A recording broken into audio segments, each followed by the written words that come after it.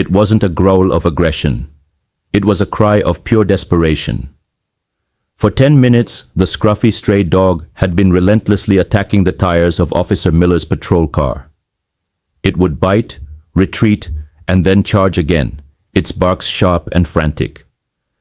Miller, finishing up his paperwork, was growing impatient. He blasted his siren, hoping to scare it off, but the dog didn't flinch. It just got more agitated, its eyes locked on him with a terrifying intensity. To anyone else, it was a nuisance, a dangerous stray. However, Officer Miller was a 20-year veteran. He'd seen it all, and something about this dog felt wrong. It wasn't trying to cause damage. It was trying to communicate. Its panic felt purposeful. He opened his car door, and the dog immediately stopped biting the tire. It backed away, barking once, then turned and ran a few feet down an alleyway before stopping and looking back at him. It was a clear, unmistakable gesture. "Follow me." A cold knot of dread formed in Miller's stomach. He trusted his gut. He followed. The dog led him through a maze of dark, refuse-strewn alleys far from the main street.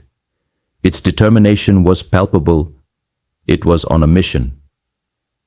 It finally stopped in front of a boarded-up, derelict warehouse. The dog began scratching frantically at the heavy wooden door, whining and looking back at Miller with pleading eyes. Miller put his ear to the door.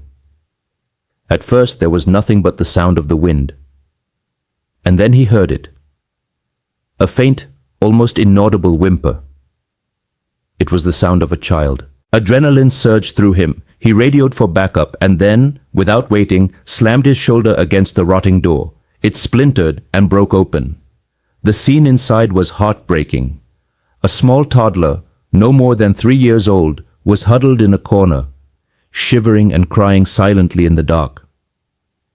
He had wandered away from a nearby park hours earlier and gotten himself hopelessly lost. The dog, his family's recently lost pet, had tracked him down but was powerless to get him out.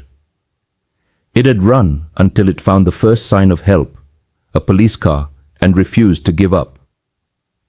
The reunion at the station brought the entire force to tears. The boy was safe, and the dog, once a stray, was now a hero. It had not just saved its best friend. It had shown everyone that day the true meaning of courage. Sometimes, the most unlikely hero is the one with 4 paws and a heart that refuses to let hope die.